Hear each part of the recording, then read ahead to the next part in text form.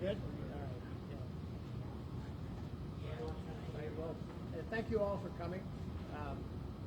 We are the special prosecutors that have been investigating the Mensah incident with Jay Anderson Jr. for the last 5 months or so.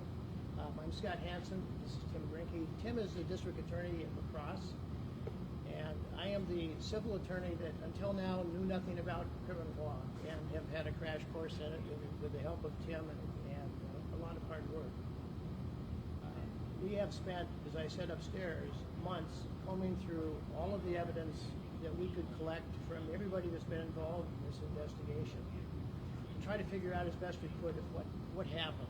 And one of the things you'll find in the report we filed today is as close as we could come to a second by second, sometimes portions of a second, timeline of what happened during the confrontation between Mr. Anderson and Joseph Mensah.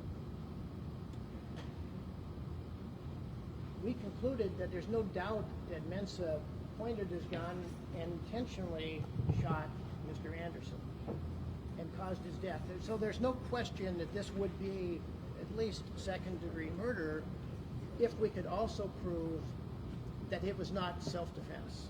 And our burden is to disprove self-defense beyond a reasonable doubt, unanimously among all the jurors. And so as the months went by, we focused more and more attention on this issue of self-defense. We looked at blood spatter evidence that was presented, and we found that it was unreliable. What was presented was blood spatter was not on the passenger seat or on the floor beneath it, so therefore he couldn't have been leaning at the time he was shot. But we found actually blood spatter on the window behind the passenger seat. So obviously there was blood spatter, it was just in a different direction. So we concluded that the blood spatter evidence just was not reliable. As Attorney Motley mentioned in the courtroom, there was also Jay himself, the wounds. But nobody could tell which wound happened first. And the medical examiner told us that you can't tell the posture of the body at the moment it was shot from the location of the wounds without knowing a lot more information that nobody had. So we focused increasingly on the video that came from his Mensah's dash camera. This is the two slides that are in our report. The top slide shows you Jay Anderson's position in the car 1/3 of a second. I'm sorry, 2 seconds before he was shot. So you can see his hands are up in the air, and he appears to be compliant. The bottom picture is exactly 2 seconds later, and you can see that he is leaning towards the seat where his gun is located. You can see his right hand has dropped down towards that seat out of view. Slightly less than 3/10 of a second later, Mensah began firing. So we know that the position that Jay was in when he was first shot was he was leaning towards the seat where his gun was located, and his hand had dropped down towards that seat.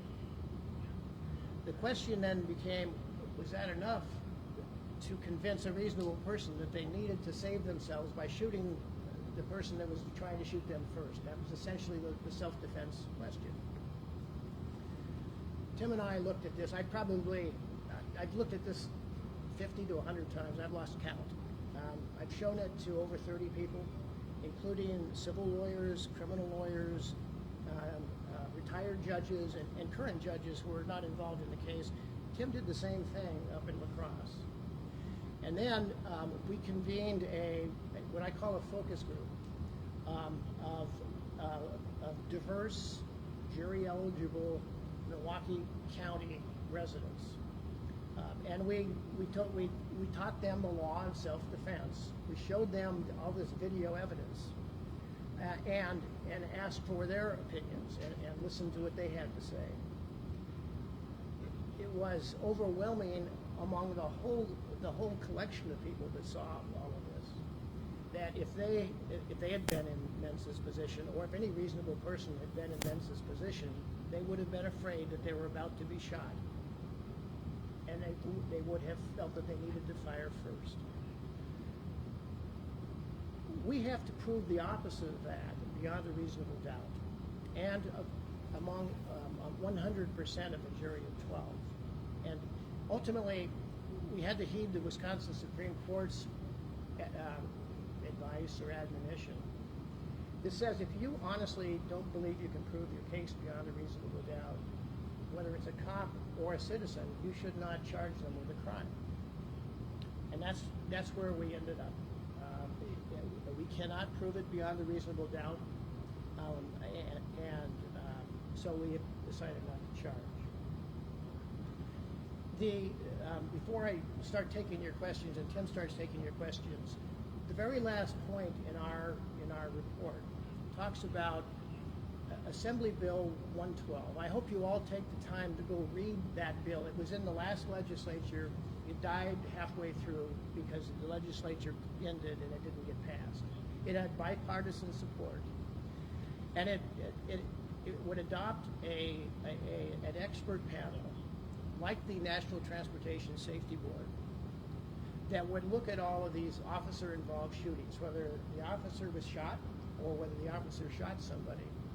They would look at all the factors that contributed to that bad outcome, and they would make recommendations about how things could be done in the future to reduce that risk. Airline safety is so much better than it was 40 years ago when planes were crashing because of wind shear and icing on the wings and ducks at the end of the runway and all sorts of things. If the legislature adopts AB 112, we may be in a different pattern that over time leads to fewer and fewer of these tragedies, because even if it's not a crime, it was tragic. Jay was asleep, and 5.5 minutes later he was dead. And that's a tragedy. We had to tell the family last night. It was hard. It's going to be hard for them for a long, long time. We feel terrible about what they've had to go through. But don't forget AB 112. It may be a key to getting out of this cycle where, because there's no prosecution, the cops think they did everything right. Because the civil action gets settled with damages and nobody admits doing anything wrong, the cops think they did everything right. There's no introspection. The AB 112 would hopefully change that. Go ahead. You want to go ahead first? Yeah. Do you have anything else? Just a couple things about the law of self-defense and following up on the recommendations. In a lot of police shootings, the officer is attacked, responds with force, and kills a citizen. That officer is a victim, also potentially a suspect, and also a responding officer that's required to write a report in his employment. So you can see how it gets complicated. And when we start doing a criminal investigation or even a civil lawsuit, like Scott said, you can see how these interests become at cross purposes, and it's hard to just get answers because there are things hanging over people's heads.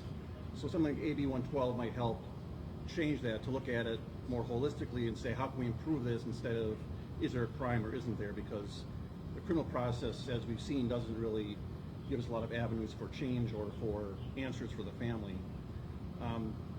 I want to explain a little bit more about the self-defense, because I know there'll be some questions about this issue of self-defense. We started this case looking at it as an intentional crime, like Scott said, and self-defense was obviously an issue. But then we also took into account what the judge found at the hearing, that there may also be reckless or negligent homicide charges. And that's based in large part on the assumption that what Officer Mensah did before the shooting was wrong, against policy or against training. As we looked at it, we found there are differences of opinion in that area. Whether you park in front of a car, behind it, not necessarily wrong. Approaching the passenger side, actually used quite often these days, especially by state patrol. Not turning on red and blue lights. Some officers said I wouldn't have done that either. Others said I might have. And so we found ourselves not really being able to find a clear violation of policy, but certainly not the law. And in any event, we decided, even if Officer Mensah did everything wrong, and against training, against policy. None of that had to do with causation. That did not cause Jay's death. Whether he parked in front or behind, that encounter at the window probably would have gone the same way. Whether red and blue lights were on or off, again, the encounter at the window is kind of where this all starts. And so we decided that whether you're looking at intentional crimes, reckless or negligent, self-defense is still a defense. And when you look at self-defense, you look at it from the officer's position at the time, and would a reasonable jury find that he was in reasonable fear of death or great bodily harm? And his belief can be reasonable even if it's mistaken. So in other words, we heard questions about, well, what if Jay wasn't even reaching for a gun? Maybe he was reaching for a cell phone or reaching for his wallet or his ID. It doesn't really matter. We'll never know, because the question is, what did Officer Mensah view at the time? Could he have reasonably believed that he was reaching for that gun? And I think most people answered yes, that the gun was right there. Even if he was mistaken about it, it still could be reasonable.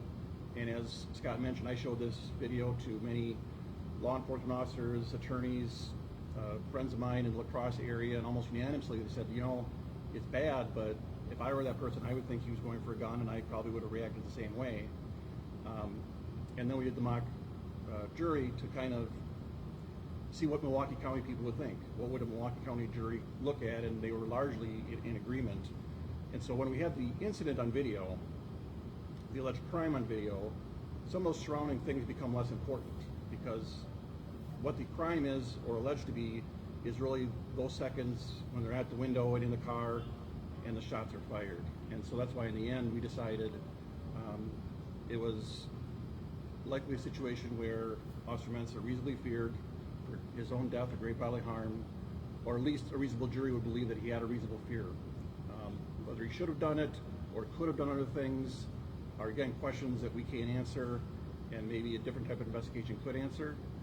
But that wasn't really our role, and our role was to find out whether or not we could prove a criminal offense based on this specific incident. And what we found is we wouldn't be able to do that.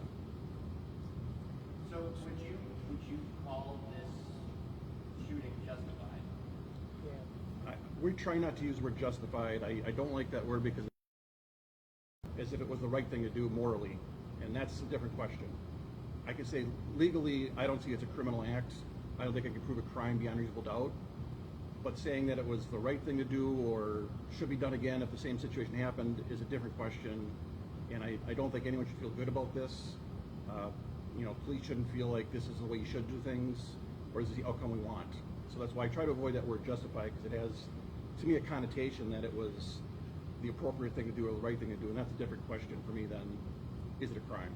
During your investigation, did you ever speak with Joseph Mensah or interview him about what happened at that window? No. We tried, but his attorneys wouldn't let him talk to us. We asked them written questions, and we got written answers. In our opinion, in my opinion anyway, those written answers were like a lawyer's answers to interrogatories. So it fused in his expert witnesses, fused and everything. It was entirely exculpatory. And as you'll see in our report, we did not rely on anything Mensah said that was not corroborated either by the dash camera or by the audio tape between the dispatcher and Mensah. Now we present in our report the things that Mensah said happened at the window, but we cautioned the reader that we didn't rely on what he said about that because we couldn't corroborate it. I would also echo that that's one of the things I was talking about. When we've got his investigation going, he has a right to remain silent. He doesn't have to talk to us. And in fact, nobody had to talk to us. We don't have the ability to subpoena people or force them to testify under oath or force them to talk. And that's another reason why a criminal investigation closes some doors that otherwise might be beneficial. Yes. But does he say in those written statements, I acted in self-defense? Say it specifically? Yeah, he said he thought he was going to shoot. I don't remember the exact words in his report. His lawyers have said that absolutely he would plead self-defense. There was no other defense. He intentionally shot Jay, and the only defense is that he had to have feared for his life. Otherwise, it's an open and shut crime. And he writes that to you, I fear for my life? Yes. He also was interviewed originally by the Milwaukee Police Department when they did their investigation, and he was interviewed by them face-to-face. And we mentioned in a report that we prefer those be recorded, but it wasn't an interview with it was not recorded, but it was an interview with an investigator. So we have that statement from the investigator saying what Joseph Mensah said. And in that, he also said that he thought he was going to grab the gun and shoot him, and he had to act in self-defense. And I, forgive me for asking this, but I'm curious because for a self-defense, I know this isn't a trial. This is just the burden of probable cause. But for a self-defense case, don't you want to hear from the person that it happened to in their state of mind? Well, at a trial, you would have to hear that. But again, you've got the report from the police who interviewed him. He made some comments that seemed to some other officers that were on squad camera. And then we have his attorney's statements to us. So our belief is at trial, we know what he would say based on the interview with the police and what his attorney told us. And the other thing is, at trial, of course, we would cross-examine him. Yeah. We would try to make him out a liar. But at the end of the day, the dash camera doesn't lie. And that's why we decided that a jury is going to be most persuaded by the dash camera, that it is what it is. It shows what it shows. And whether or not you think Mensah's a liar or not a liar, the dash camera is showing what actually happened. And that is what informs whether or not a reasonable person in his position would have thought he had to shoot first to save himself. And, But it wasn't turned on initially. right, you're right. It's back time. Yes. Do you think turning it on initially would have changed anything? Do you think body cameras would have made a difference in this case? I think if you had turned it on earlier, the audio goes on as soon as you turn it on. And so we would have probably captured some of the conversation back and forth. It's 23 feet away, and I'm not sure how sensitive the microphones are, but you might have caught some of that colloquy back and forth, which we all wanted to know about. Everybody wants to know what was going on between the two of them. There's about 45 seconds where he's interacting with Jay, and there's no dash camera on, and so you have to look at their conduct, and that's what you see here. But yeah, if you had turned on his dash, it wouldn't have changed the interaction, I don't think, but it would have changed what we know about it. And your question is, would it have made a difference? And I guess we don't really know. Could it have? Maybe. But a body cam would have done two things. First of all, if they have body cams with any interaction with the public, it erases some of these questions that we have. Secondly, it would give us the viewpoint he had, instead of this is actually not even a straight-on view of a car, and so we're making a judgment based on what we see, but you can tell Officer Mensah would have seen something totally different. He had a different angle. So how he perceived it and how he saw it would have helped by the body cam. Would have made a difference? That's an answer we can't really know for sure. It also probably would have picked up the conversation much better than a dash camera that's 20 feet away. Isaiah. So you mentioned that a jury, that like the mock jury that you did, you mentioned that they, or most of them agreed that Officer Mensah would reasonably be in fear that Jay was reaching for a gun, but the scene wasn't preserved by law enforcement officers after the fact, even before firefighters were on the scene, before MPD came to take over the investigation for state law. So isn't that fact even a question of where the gun actually was? First of all, we know he had a gun because Hakeem Fudge testified that he saw it in his pants, in the belt of his pants, just before they left and parted company at the gas station. Jay left and went to the park, so we know he had a gun. And his DNA was on the gun. And his DNA was on the gun. We also know that the first two officers to arrive on the scene, about 2 minutes and a few seconds later, Mills and Sawyers, parked their squads on either side of Mensah's squad. All of them had their dash cameras going, so you can hear Sawyers telling Mills to to remove the gun, and you can see Mills reaching into the front seat and pulling out the gun, and you have different views of it depending on which dash camera you're looking at. So there's no doubt in our mind that there was a gun sitting on the front seat, and that they, that was what Mensah thought Jay was reaching for. Did Mills ever say why it took him a couple minutes or a couple moments to actually retrieve the gun? Was he going over that side of the car instead of just going right where it is? what he was doing in the beginning is they were trying to make sure that Jay wasn't still dangerous. Then he was walking around the car to make sure that the back seat was empty and didn't know what was in the back seat. And as he was walking around the back of the car, if I remember the video, Sawyers said, remove the gun, or you're going to remove the gun, or something like that. So basically, the answer is they were securing the scene. They said, making sure everybody was safe, making sure there's nobody else in the car, making sure that Jay was going to be taken out of the car. That was their answer. They were securing the scene. In that process, they then removed the gun out of the area.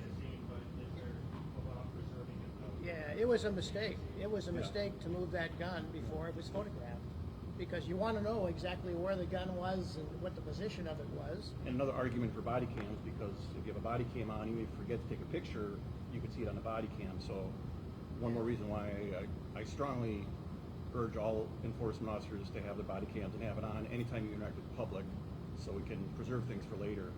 You said mock jury, but I think brings a certain connotation of what, when I heard that in the courtroom, and then what people at home may be hearing or reading is, oh, there was a mock jury, there was a mock trial, and you went through that whole process. But really, when you say mock jury, you're saying we impaneled a focus group and asked them limited questions and only showed them video?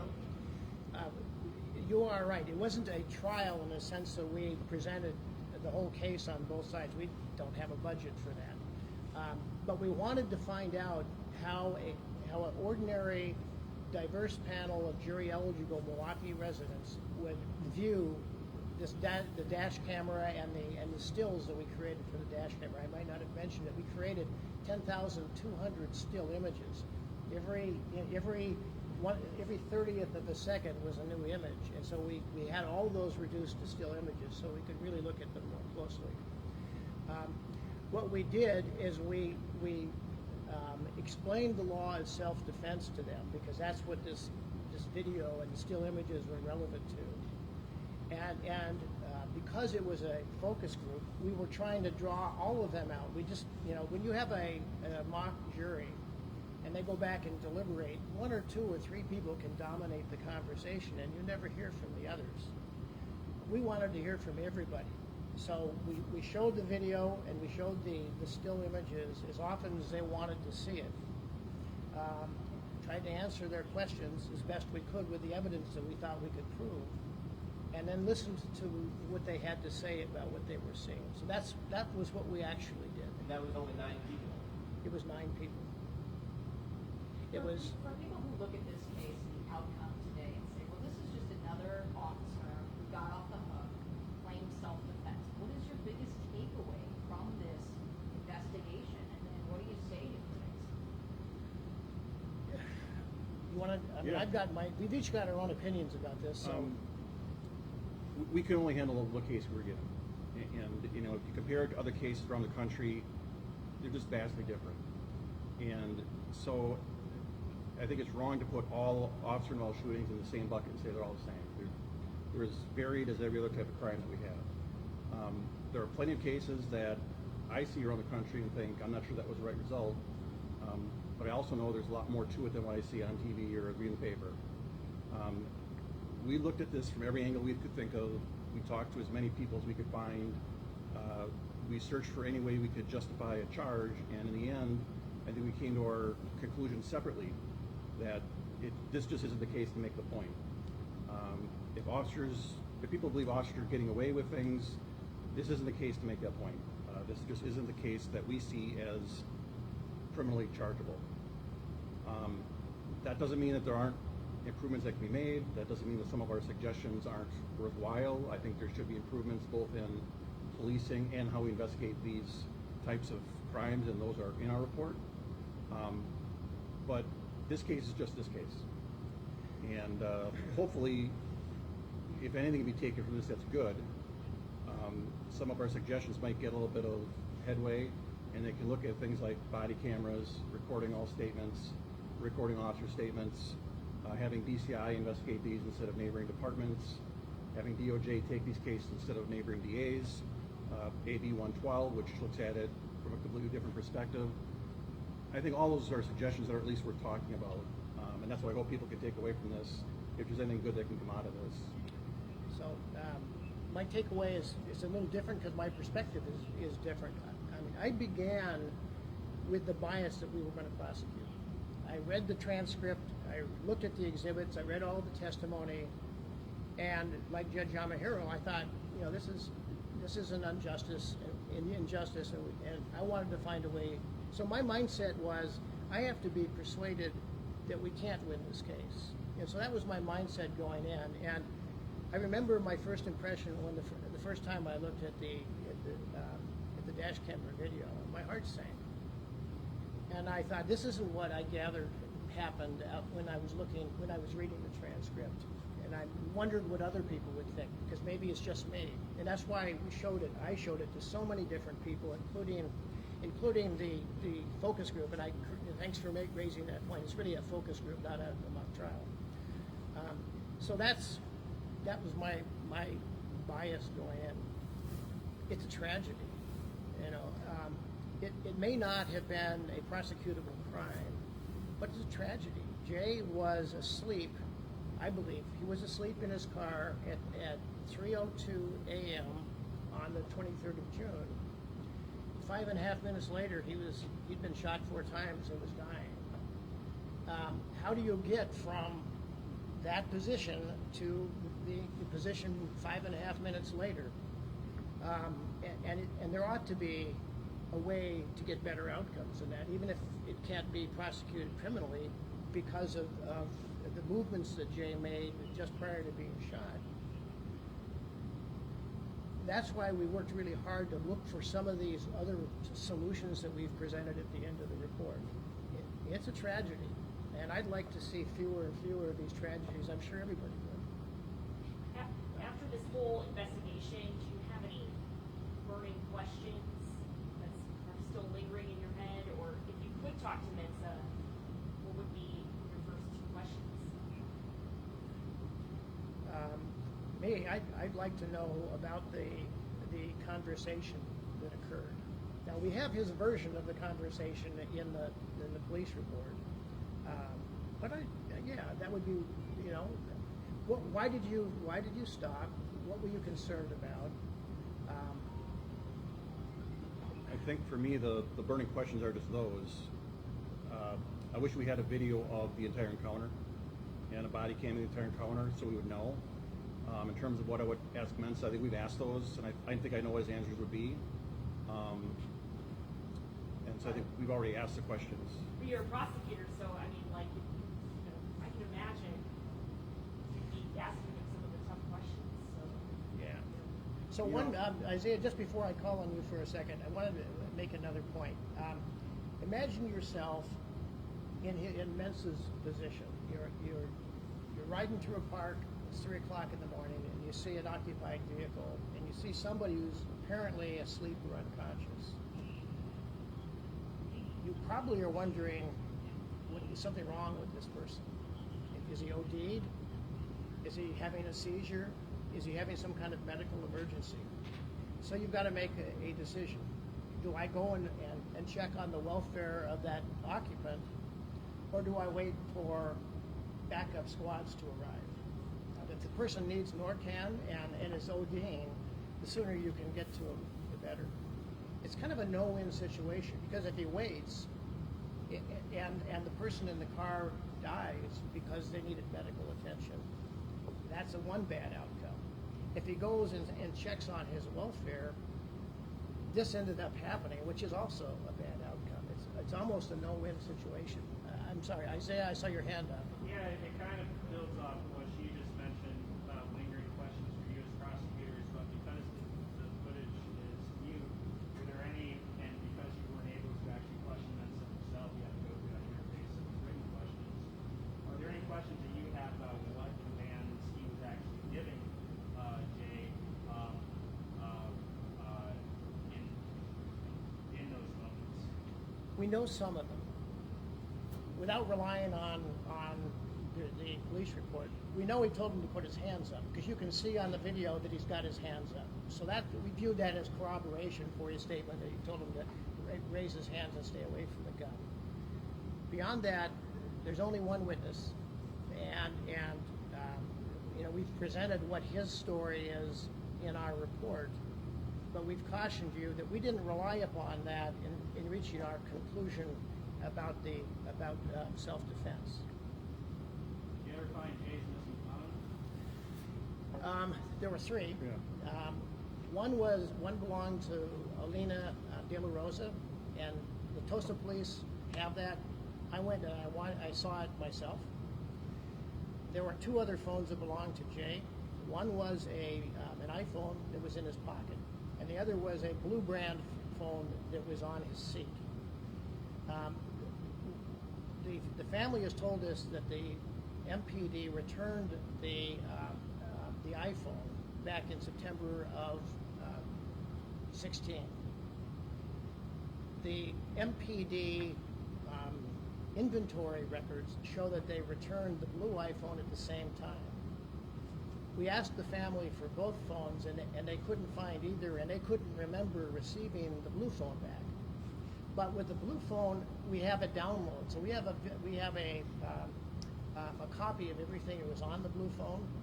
So even though we haven't accounted for it physically, we have its contents. And we know the iPhone was returned to the family. That doesn't seem to be in question. And we know where the third phone is. So that's a long-winded answer to say I think so as best we can. Judge Hero talked about how when the DA originally handled this case, you know, it was like 6 pages, which you guys kind of went through the thorough book. You just want to speak broadly about why you thought it was important to kind of be thorough about this and you know, have kind of a thick reports going through all these, you know, scenarios with different charges that could be. The question is why we write the report as we did instead of. Why you thought it was important to, Yeah. compared to what was done previous DA. We knew we were coming at this after other people had already looked at it, and so we didn't want to just review their file and say we agree or disagree. So we tried to be as objective as we can and not rely on what they found, and review everything we could. Now, we didn't uncover a lot of new facts. This happened a while ago, and you know, some things are lost forever. But we knew that the community needs to know either way, whatever we're doing. If we're not going to charge why, we wanted to be able to explain that.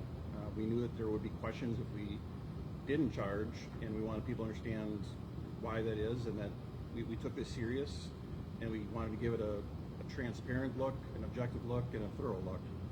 And short of giving you, everything we did word for word, we tried to give a thorough yet readable report to explain what we found, why we made the decision we did.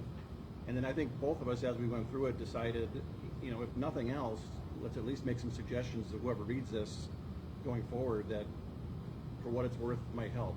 So we, I think, added the part at the end as we started noticing ourselves, it would be better had, this been reported. It would be better had, this been done different. And so let's see if we can improve the process, even if we're not going to charge. Do you think anyone's going to take your recommendations? Well, I think that's part of your job. We're trying to publicize some of these recommendations. Hopefully they will. To the earlier question about the earlier reports, I made it a point not to read those reports until I had thoroughly gone through the evidence, because I didn't want to be looking at the evidence to confirm what somebody had also previously concluded. I ultimately concluded that the DA's report was citing the wrong legal authority. They were citing Graham versus Connors, which is a constitutional use of force case involving civil damages. It's not a criminal case. It's not a homicide case under Wisconsin homicide law. I don't know why they did that, but I was perplexed. We spent some time talking to law professors about that. It's probably because the most extensive body of law has been created under 1983, the federal statute that embodies the protection of the 14th Amendment. So there's more case law talking about facts, but we're in Wisconsin, and that's it's our homicide law that was, it was our charge. So I didn't pay a whole lot of attention to those other reports. As Tim said, we wanted to be as thorough as we could. We wanted to show our work. If it's lacking, we want people to know that it's lacking. Hopefully, people will conclude that it was as thorough as we could be 6 years after the fact. If the statute was worded differently as it was previously, that allowed for this to move forward, for special prosecutors to be appointed, and that those words were shall instead of may, would you have issued criminal charges? I wouldn't. If I, as a prosecutor, don't believe somebody's guilty of a crime, I've got no business representing the state of Wisconsin publicly accusing that person of a crime. I've got no business standing in front of a jury to say convict that person if I don't myself believe that I would convict them. I think it's on some level dishonest and if not per se unethical, at least immoral. I have no reason to charge people that I don't believe are guilty. It's that simple. So if a judge said you have to charge this person that you don't think is guilty of a crime, no, I wouldn't do that. I wouldn't take the appointment. I wouldn't do the job. That's just not. It'd be like telling an officer to arrest somebody that the officer knows didn't commit a crime. I would hope the officer would say, I'm not going to do something that I don't believe in. So for me, it's an easy call. If I don't believe somebody's guilty, I've got no reason bringing the weight of the state against them and publicly forcing them to answer charges and asking a jury to convict somebody that I don't think should be convicted. We have a couple questions over here. Isaiah, go ahead. Yeah. So there seems to be a lot of focus on the less than 30 seconds of the shooting itself. In terms of all the other questions and points raised about the investigation itself, the involvement of both those officers, not only on the scene itself, but in the days after the fact, canvassing the area for witnesses. Joseph Mensah was actually moved on basically desk duty to the Detective Bureau, while the J. Anderson case was being investigated. So he would have been in the same bureau or room per se as some of these officers who were going out looking for witnesses days after the fact. My question is, do you have concerns about the independence, the integrity of the system we have in Milwaukee with the Milwaukee area investigative team, and just how they decided? It's hard to even say they given their structure, but how the team decided to carry out the investigation. I think I've got kind of two answers to that. I think it would be better if they didn't do it that way. I think it would be better if a state agency would do this, so there's more of a distance between local officers, because they do work with neighboring departments quite often, and so that is why one of our recommendations is I think it would be better for transparency and for trust in the system to have a statewide agency investigating these types of cases instead of local agencies. Having said that, I didn't see anything in the investigation I thought was covered up or a conspiracy or anything hidden. It's not unusual to have local agencies help the investigating agency do things like canvass the neighborhood. This isn't a case where I don't think there was any evidence lost by doing that or compromised by doing that. I understand some people question the integrity of that, and that's fair, but at the same time, I don't see that there was any evidence that was manipulated or hidden by those activities. The main evidence of this incident was the video, and that was preserved. The rest of it, it would be better if they hadn't done it, but I didn't see anything that I saw was dishonest or hidden. The Milwaukee investigator, I thought, did a pretty good job. They all were very cooperative with us and were very open with what they found, and I think they did the best job they could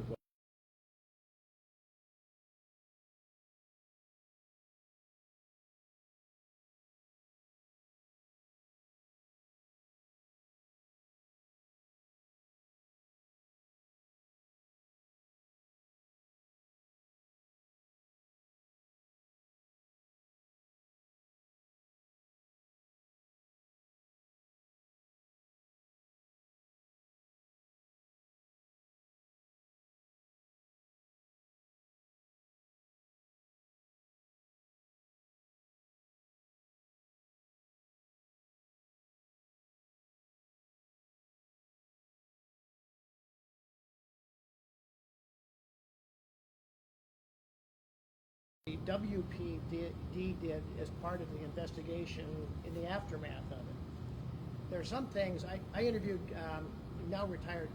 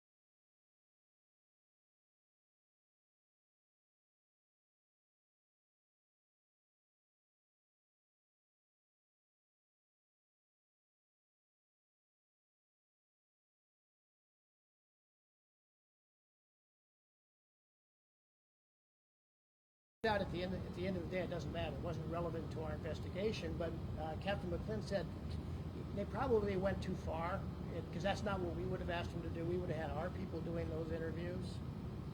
But I think if you check into it, I'm not positive, so double check me on this. I think this may have been the first officer-involved shooting in Tosa under the arrangement that was formalized where Milwaukee, where an agency outside of Tosa would do the investigation.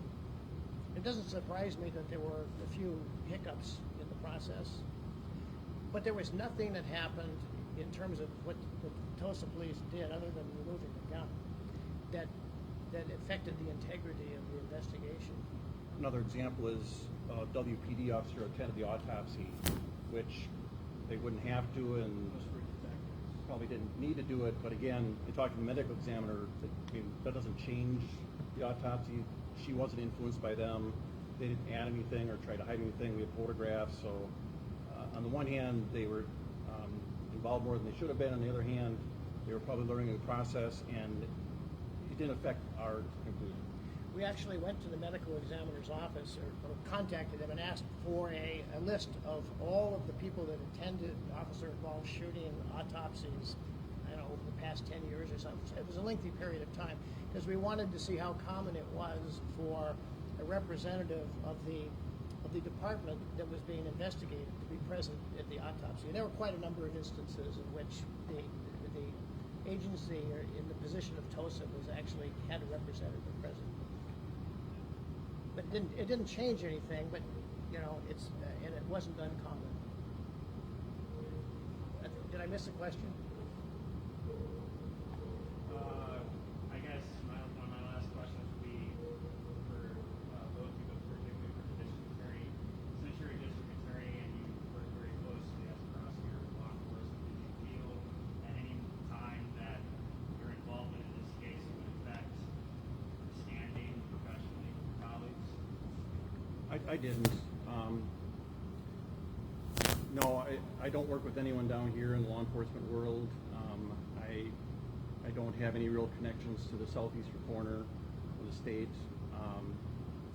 I talked this over with a lot of law enforcement officers in my area and for help, and I didn't get any feeling one way or the other that they were either trying to pressure me one way or the other, or that if I charged them, they would be against me. I didn't feel like pressure like that.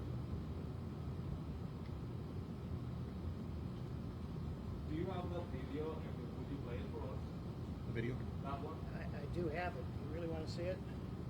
I mean, it's still painful for me to watch. Let me do two things.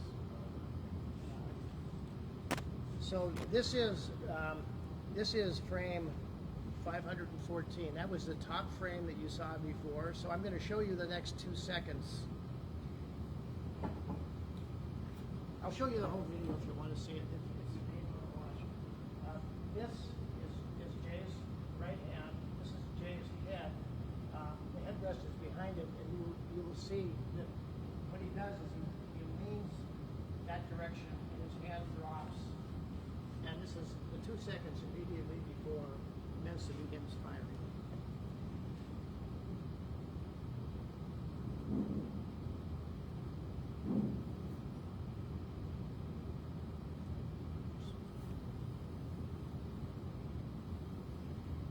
And you see that after he was first hit, that's when he straightened up. And so there was some testimony at the trial that he was sitting straight up when he was shot. Well, you could see he wasn't sitting straight up when he was shot, but after he was shot, he became straight up. And that's a difference that's really important if you read their expert testimony at the hearing last year, because you would come away with the impression that he was sitting straight up and he was fully compliant and just got shot straight through the head. And you can see that he was not in a straight up position and his hand had dropped. So those are the 60, a little more than 60 still frames. If you want to see the whole video.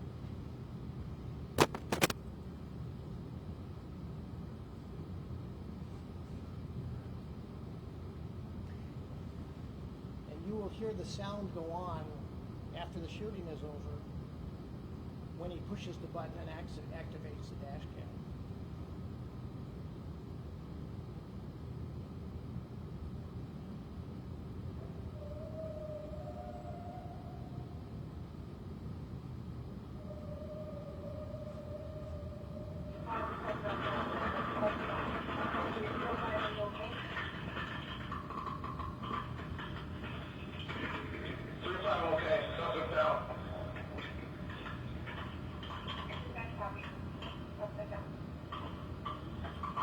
So this actually goes on for about 2 hours. I listened to all 2 hours of it. Mensah doesn't approach the car until Mills and Sawyers arrive, and they approach the car first. So he doesn't go near the car again until Mills and Sawyers have removed Jay's body from the car. One quick question. Could you just explain the reasoning behind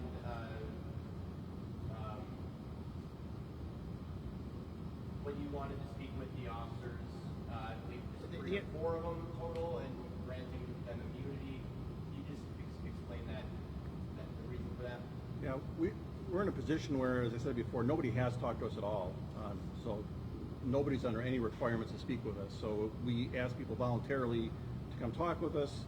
I think they contacted a union attorney who said, for abundance of caution, we want immunity for anything that they say. From our perspective, if that's what we have to do to get them to talk, that's fine. As special prosecutors, we have no authority to charge them anyways with anything. And if they did anything, a statute of limitations probably ran anyways. So in the end, it was kind of a no-brainer for us. If that's what we have to do to get you to talk, fine.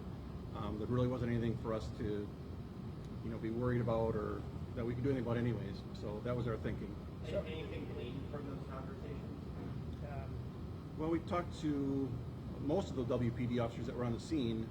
In large part, we went over what they had said originally, and it was mostly the same, with the exception of 2 of the officers described where the gun was, where Jay's gun was in the car. That was not in the original reports. So that was new information that we didn't put a lot of stock in because it's a little too late to be adding things like that.